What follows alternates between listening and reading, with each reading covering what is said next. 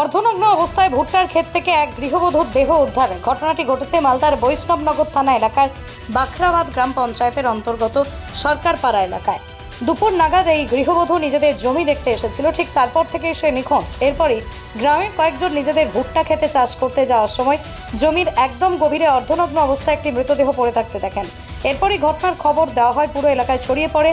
আবার মহিলার দাদা জানান, গত 3 দিন আগেই তার বোন বাবার অসুস্থতার খবর পেয়ে 2 ছেলে মেয়েকে সঙ্গে নিয়ে তাদের বাড়িতে আসে। আজ দুপুর নাগাদ বোন মাঠের জমি দেখতে এসেছিল, কিন্তু আর বাড়ি ফেরেনি। তার দাদার দাবি যে বোনের গলায় ধারালো অস্ত্রের ক্ষতচিহ্ন রয়েছে, পাশাপাশি তাকে যৌন নির্যাতন করেই খুন করা হয়েছে বলেই প্রাথমিক অনুমান। এদিকে বৈষ্ণবনগর থানার পুলিশ ঘটনার খবর পেলে পুলিশ তড়িঘড়ি ঘটনাস্থলে আসে। ইতিমধ্যেই পুলিশ মৃতদেহটি উদ্ধার করে ময়নাতদন্তের জন্য মালদা মেডিকেল কলেজ হাসপাতালে পাঠিয়েছে। পাশাপাশি বৈষ্ণবনগর থানার পুলিশ পুরো ঘটনার তদন্ত শুরু করেছে। আমি তো এইচএস পরীক্ষার সেন্টারে গেছিলাম, ওখান থেকে এসে বাড়িতে এসে খাওয়া দাওয়া করে ঘুমিয়েছি। হ্যাঁ, এর মধ্যে একজন আমার পাড়ার এক বন্ধু ফোন করলো। ও বললো যে এরকম একটা ঘটনা ঘটেছে, যে আমাদের মাঠে শুনলাম যে আমাদেরই পাড়ার এক মহিলার সঙ্গে একটা দুর্ঘটনা ঘটেছে। হ্যাঁ, ভুট্টার জমিতে। আমি আবার শুনে হাঁটতে হাঁটতে এলাম, এসে এখানে দেখি যে পুলিশ সিভিক টিভিক রয়েছে, সেটা ফিতে দিয়ে ঘেরে দিয়েছে। আমরা তো আর দেখতে পাইনি, মুখে মুখে শুনলাম যে এরকম ব্যাপার, যে ওর সাথে একটা দুর্ব্যবহার করেছে এবং হাসুয়া দিয়ে নাকি গলাটা কেটেছে। এইরকমই শুনলাম, তারপরে সব পুলিশ পল্টন নিল। আপনাদের এলাকায় এর আগে এরকম কোনো ঘটনা ঘটেছে? না, এইরকম আমাদের এলাকায় ঘটেনি, আমরা কোনোদিন শুনেও নি।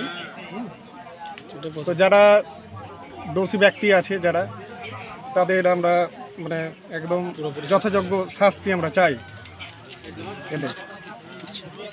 আপনার নাম? আমার নাম পঙ্কজ সরকার। এখানেই বাড়ি আপনার? এখানে এই একই পাড়াই বাড়ি। বাবা অসুস্থ, আমি বাবাকে নিয়ে মালদা গিয়েছিলাম।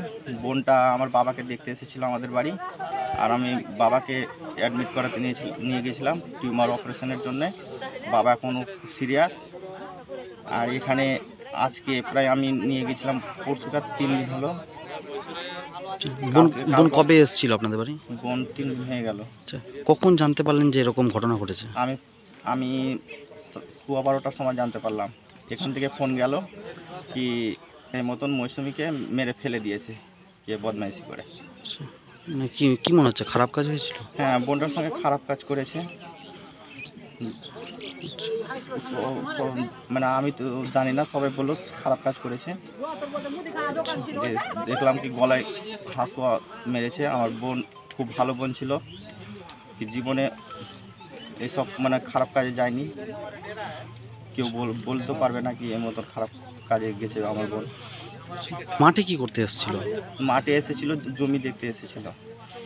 কি অনেক দিন থেকে জমি আসেনি, যেহেতু বাবা মায়ের জমি, অনেক দিন থেকে আমরা ইট কাটাতাম এখানে। আমার বোনগুলো আসতো, ইটের ভাটটা দেখতে আসতো। বলছি অনেক দিন থেকে জমি আসেনি, জমি যাই, এই মতো করে মারল বোনটাকে। আমি এর জন্য দোষী শাস্তি চাই। পুলিশ এসেছিল এখানে? হ্যাঁ, পুলিশ এসেছিল, পুলিশ তদন্ত করে গেল। আপনি কে হন মেয়েটার? আমি ওনার দাদা। আপনার নাম? আমার নাম রাজকুমার মণ্ডল। মালদা থেকে পরিমল মণ্ডলের রিপোর্ট, পশ্চিমবঙ্গ সংবাদ।